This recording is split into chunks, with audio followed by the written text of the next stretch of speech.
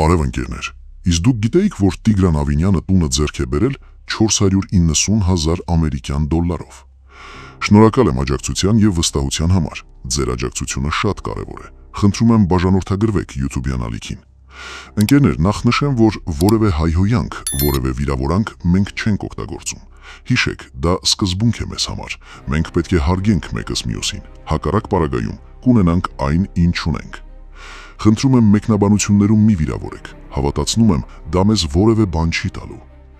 Ընկերներ, նախ նշեմ, որ մեր սրտի քաղաքապետ Տիգրան Ավինյանը տարեկան ստանում է 27 միլիոն 728 հազար 119 դրամ աշխատավարձ, ամսական 2 միլիոն 310 հազար 676 դրամ։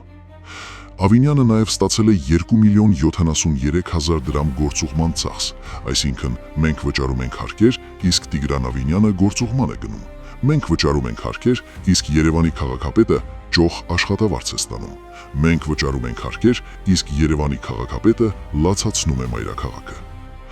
Մի խոսքով ընկերներ, սրանք ես ասում եմ, որ դուք հասկանաք, թե ինչի համար եք վճարում հարկեր։ Իդեպ, Նիկոլ Փաշինյանի իշխանության ժամանակում գույքահարկը թանկացել է 100%-ով։ Օրինակ, եթե դուք նախկինում վճարում էիք 100,000 դրամ, հիմա պետք է վճարեք 200,000 դրամ։ Սա է միակ տարբերակը այս իշխանության քմահաճույքները բավարարելու համար։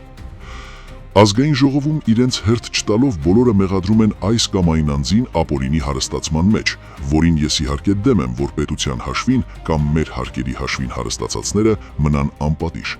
Բոլորը պետք է պատասխան տան թալանի եւ ապօրինի հարստացման համար։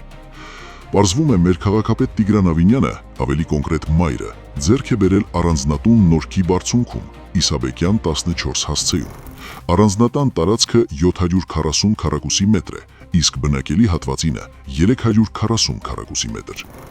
Առանձնատան 1 քառակուսի արժեքի գինը եղել է 243,775 դրամ, իսկ ընդհանուր արժեքը եղել է 180 միլիոն 393,500 դրամ կամ 490 հազար ամերիկյան դոլար։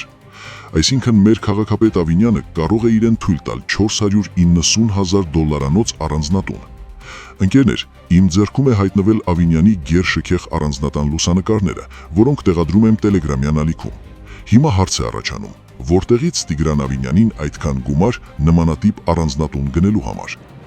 Նիկոլ Փաշինյան, հիմա Տիգրան Ավինյանի առանձնատունը ավելի կարևոր է, թե կարևոր է շաբաթը 6-ող Երևանի փողոցները մաքրող մեր հայրենակիցների աշխատավարձը, որը այսօրվա պայմաններում անմարդկային ցածր է։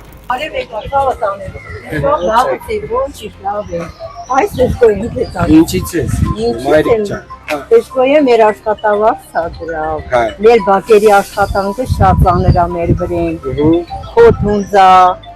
ամեն ինչն էլի շատ մանեկ է։ Ինչքան է աշխատավարձը։ 157,000 բակ։ Շաբաթական 5 օր եք աշխատում։ 5 օր չէ, 6 օր, մենք շաբաթներն ենք աշխատում, մենես չէ որ չենք աշխատում։ Մեր գործը։ Իրենք ամիս ցավը տանեմ, ես ամեն ինչ հասկացող կնիկ եմ, գիտեմ։ Հիմա պարգևատրում ստանում եք, թե չեք ստանում։ Ստացել ենք մի անգամ։ Չէ, մի անգամ չէ։ Եկեք սենց անենք։ ԵԱՍՄ-ի եւ այստեղի միջև տարբերություն չպետք է լինի։ Այ ապրես։ Ես էտի գիտեմ, որ սրանք ու ծերն են նայում։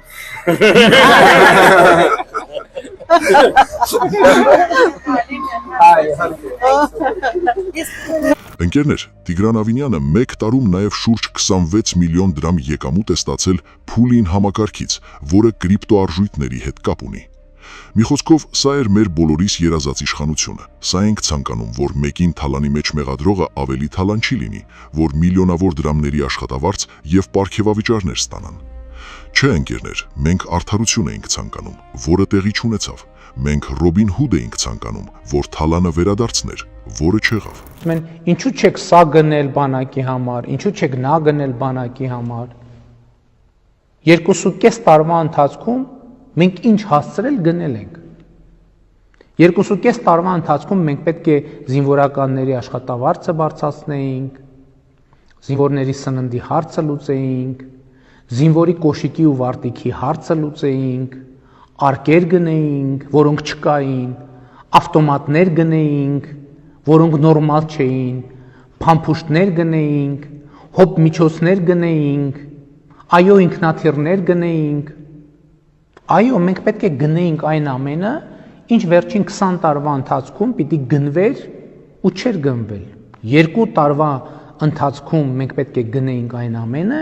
ինչ 20 տարվա ընթացքում պետք է գնվեր ու չէր գնվել։ Լավ, մենք 2 տարվա մեջ 20 տարվա չգնացը չգնեցինք։ Իսկ դուք նախորդ 18-20 տարվա մեջ ինչու չեք գնել։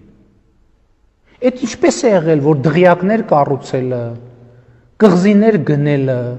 Եվրոպաներում առանձնատներ ձեռք բերելը, շվեյցարական բանկերում միլիոններ կուտակելը ավելի կարևոր է համարել։ Ընկերներ, ցանկանում եմ նաև մի կարևոր հանգամանքի մասին խոսել, ավելի կոնկրետ նախընտրական, այսպես ասած, կեղծ օրակարգերից մեկի՝ բժշկական ապահովագրության մասին։ Այսպես, մինչ ընտրությունները հիվանդանոցներին արգելված էր կիրառել համավճար, իսկ ընտրություններից հետո արդեն բազմաթիվ հիվանդանոցներ կիրառում են այն։ Իդեպ, համավճարի մասին օրենսդրական փոփոխություն տեղի չի եղել։ Խոսքը գնում է նրա մասին, որ որոշ հիվանդանոցներում անվճար բուժօգնության դեպքում քաղաքացին վճարում է համավճար, իսկ մինչ ընտրություններ դա չկար։ Սա ինչ է նշանակում, ընկերներ, որ հերթական անգամ մեզ բոլորին գցել են մլորության մեջ եւ շատերը ընտրել են Նիկոլ Փաշինյանին մլորված։ Մինչ սեպտեմբեր դեռ բազմաթիվ նոր բացահայտումներ են լինելու, թե ինչպես խաբվեցինք կամ հանուն ինչի ընտրեցին, եւ դա լինելու է այս իշխանության ավարտի սկիզբը։ Կրկին անգամ զգուշացնում եմ պրո-նիկոլական չակերտավոր ընդդիմադիր ուժերին, հանկարծ ձեր կարճ մտածելակերպով չփորձեք կրկին ժողովրդի արդար դժգոհությունը սպառել։ Կոչս վերաբերում է նաև որոշ ընդդիմադիր, իհարկե կրկին չակերտավոր մամուլին, որպեսի կեղծ օրակարգեր չթելադրեք։ Մի վհատվեք, մի հիասթափվեք, սա լինելու է իրական, հային վայել հեղափոխություն, ու բոլորս ապրելու ենք իրական արդար Հայաստանում, չկասկածեք, միասին ենք վերջ տալու բոլոր ապօրինություններին։ Այսօր այսքանը, հարգանքներով ձեր հայը։ Կոպեկ հետ եմ բերելու, այո, ապօրինի ձեռք բերված ունեցվածները ձեռներից առնելու ենք, տներն ու դղյակները ձեռներից առնելու ենք, թող բան չանեն,